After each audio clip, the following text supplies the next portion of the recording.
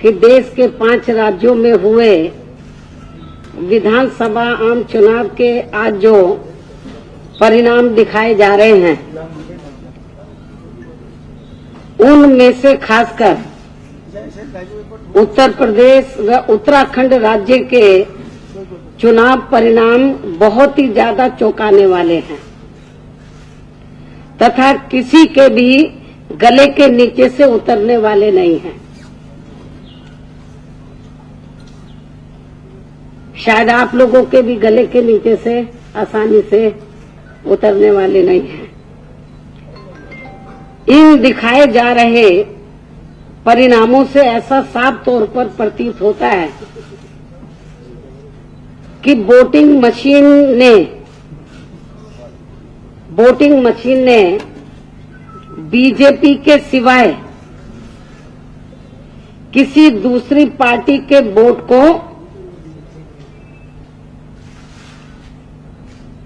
स्वीकार ही नहीं किया है, अधिकांश स्वीकार ही नहीं किया है, या फिर अन्य पार्टियों के वोट भी बीजेपी के ही खाते में चले गए हैं।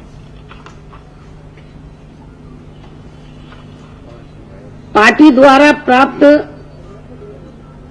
रिपोर्टों के मुताबिक, जो मुझे रिपोर्ट मिल रही है, तो पार्टी द्वारा प्राप्त रिपोर्टों के मुताबिक मुस्लिम बाहुल्य इलाकों में भी ज्यादातर वोट बीजेपी को ही चले गए हैं, जिससे इस आशंका को और भी ज्यादा बल मिलता है कि वोटिंग मशीनों को अवश्य ही मैनेज किया गया है। आप लोगों को ये मालूम है कि जिस भारतीय जनता पार्टी ने उत्तर प्रदेश में, जहां मुस्लिम समाज का जो वोट है 18 और 20% के करीब है, जिस भारतीय जनता पार्टी ने एक भी टिकट मुस्लिम को ना दिया हो, इसके बावजूद भी मुस्लिम बहुल्य इलाकों में मुस्लिम समाज का वोट बीजेपी को चला जाए, क्या आप लोगों के गले के नीचे से ये उतर रहा है? हमारी पार्टी के लोगों के, मैं समझती हूँ कि पूरे दुनिया में भी यदि ये बात उनके सामने रख दी जाए तो उनके गले के नीचे से नहीं उतरेगी। सन 2014 के लोकसभा आम चुनाव के समय में भी, खासकर उत्तर प्रदेश के चुनाव परिणाम के संबंध में भी इसी प्रकार की आशंका जताई गई थी। जब इनको 73 सीटें मिली थी, इसी प्रकार की आशंका सन 2014 में भी जताई गई थी कि वोटिंग मशीनों में जरूर गड़बड़ी की गई है, जिसके बिना बीजेपी के पक्ष में ऐसा खास चुनाव परिणाम बिल्कुल भी संभव नहीं हो सकता था सन 2014 में भी। और इतना ही नहीं, बल्कि उत्तर प्रदेश में वोटिंग मशीन के संबंध में ये चर्चा आम रही है कि बटन कोई भी दबाया जाए, वोट बीजेपी के कमल पर ही जाएगा, परंतु उस समय इन बातों पर ज्यादा ध्यान नहीं दिया गया, जबकि चुनाव आयोग के सामने बार बार इस मुद्दे को उठाया गया है। ऐसी ही शिकायत अभी हाल ही में हुए महाराष्ट्र नगर पालिका चुनाव में भी वोटिंग मशीन में गड़बड़ी के संबंध में की गई थी। इस संबंध में दिनांक 6 मार्च सन 2017 को वोट पड़ने, आखिरी चरण के वोट से पहले, इस संबंध में दिनांक 6 मार्च सन 2017 को 7वें व अंतिम चरण के मतदान से एक दिन पहले मेरी आयोजित, यानी कि जो चुनाव प्रचार खत्म होना था, तो एक दिन पहले मेरी आयोजित प्रेस कॉन्फ्रेंस में भी इसी प्रकार का सवाल, आपको याद होगा, इसी प्रकार का सवाल एक पत्रकार द्वारा सभी पत्रकारों के समक्ष मुझसे पूछा गया था, किया गया था, और आप लोग इस बात के गवाह हैं।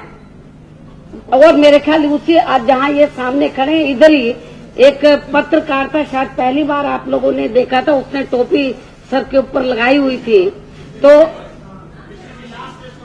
आखिरी चरण वाले में हाँ, टोपी लगाई हुई थी उसने, और जहाँ उधर वो खड़ा हुआ था, जब सवाल जवाब हो रहे थे, आपको याद होगा, तो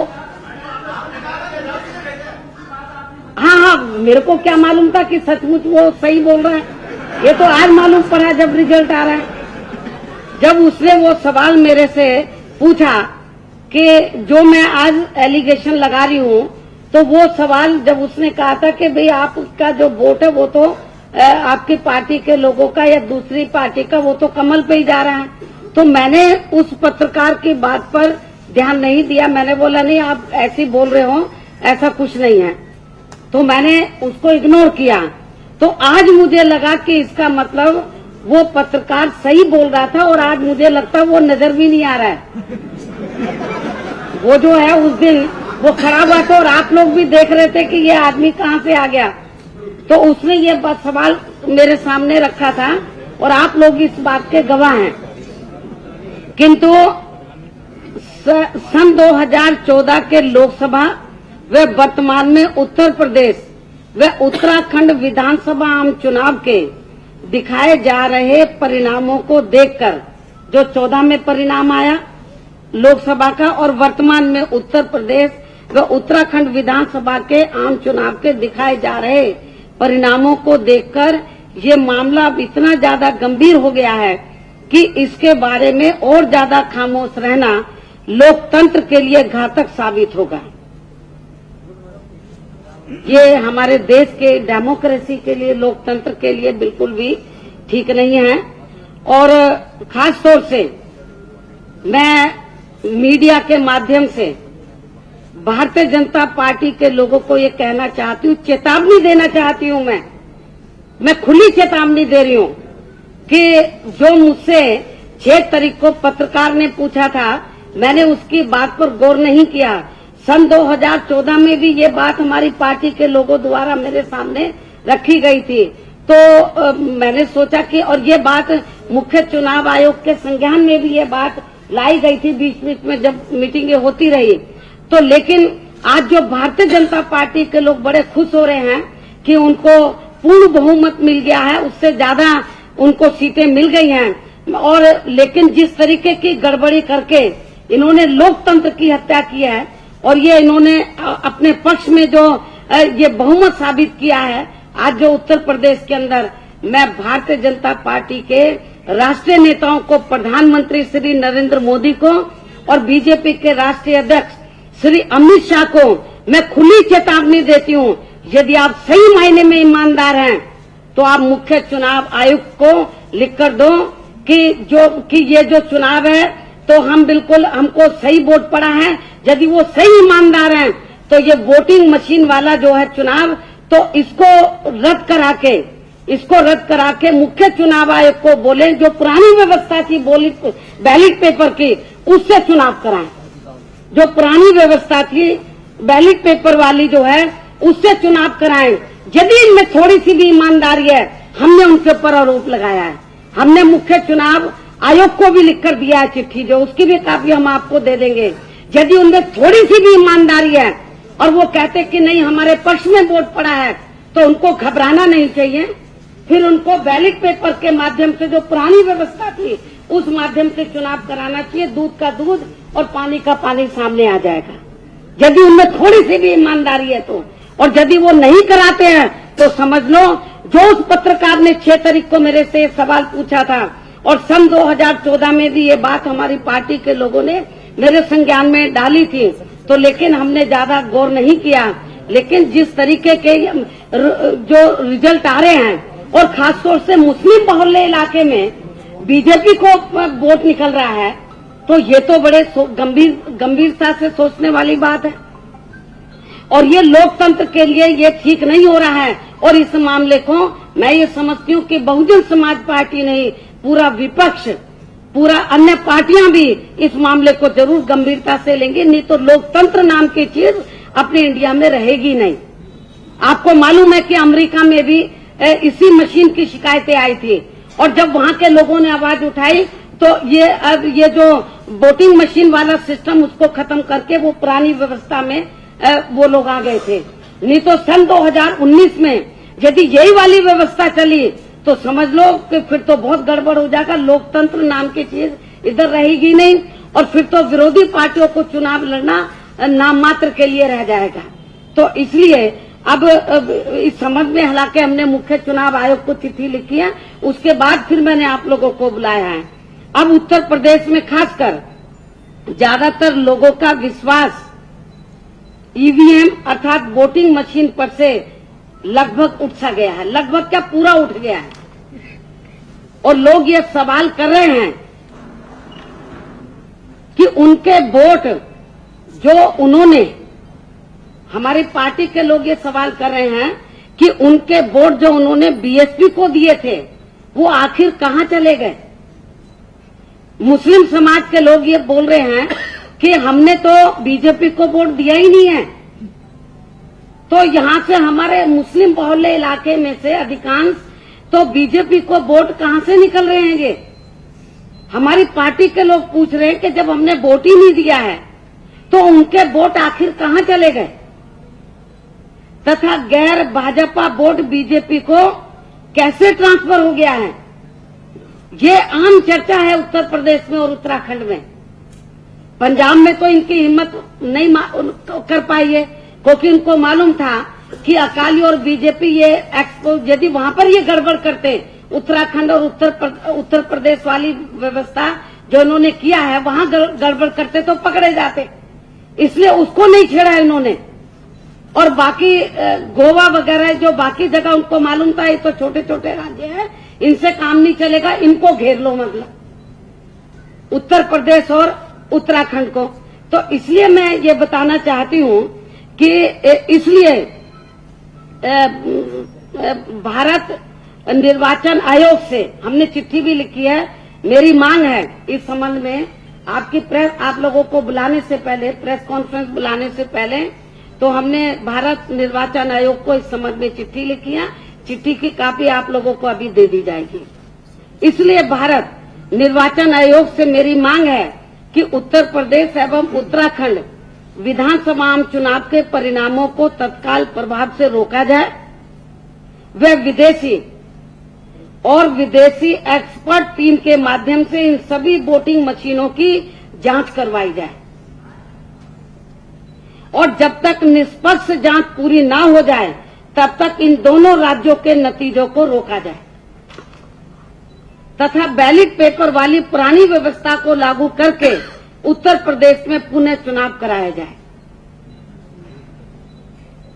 और इस संबंध में जैसा कि मैंने अभी आपको बताया कि भारत निर्वाचन आयोग को आज लिखित में पत्र भी भेज दिया गया, उसकी कॉपी आप लोगों को तुरंत अभी दी जा रही है।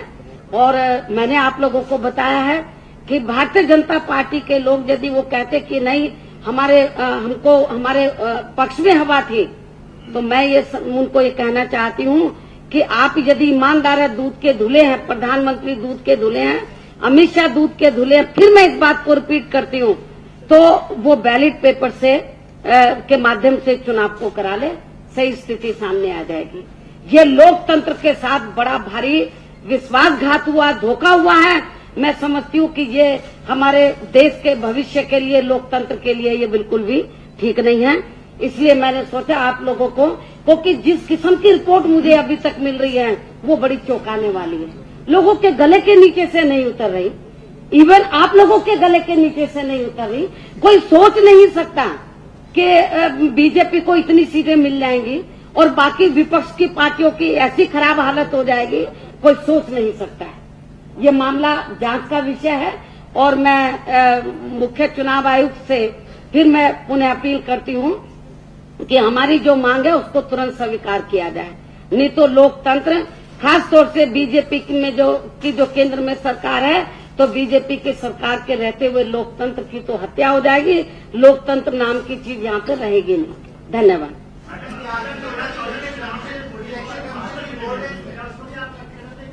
मैं उस समय हमारी पार्टी के लोग कहते थे, मैंने उनकी बात पर ध्यान नहीं दिया। सन 2014 में हमारी पार्टी के लोग कहते थे कि भाई हमारी एक भी सीट, पिछली बार से हमको अच्छा वोट पड़ा है लोकसभा में, हमारी 17-18 सीटें कम से कम मिलनी चाहिए थी, एक भी नहीं मिली। ये बात उस समय भी मेरे संज्ञान में आई थी। लेकिन मैंने सोचा कि भाई शायद बीजेपी की लहर है, कांग्रेस के खिलाफ लोगों में माहौल बना हुआ है, तो उस समय मैंने ज्यादा ध्यान दिया नहीं।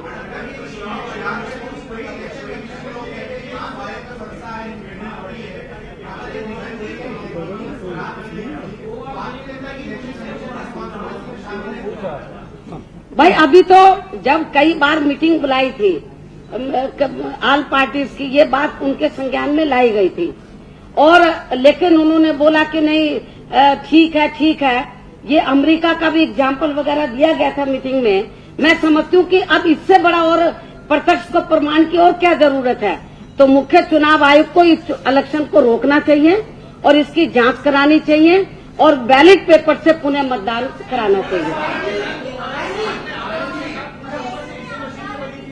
है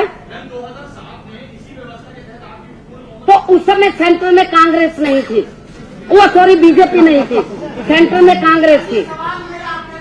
उस समय सन 2007 में केंद्र के अंदर भारतीय जनता पार्टी पावर में नहीं थी। ये बीजेपी ने सब गड़बड़ किया है।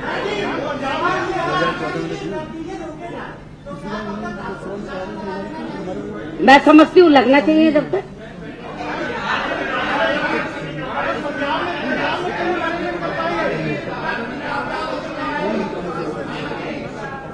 नहीं, यदि मुख्य चुनाव आयोग हमारी बात को नहीं सुनता है तो हम कोर्ट भी जाएंगे और इसको लेकर हमारी पार्टी आंदोलन भी करेगी।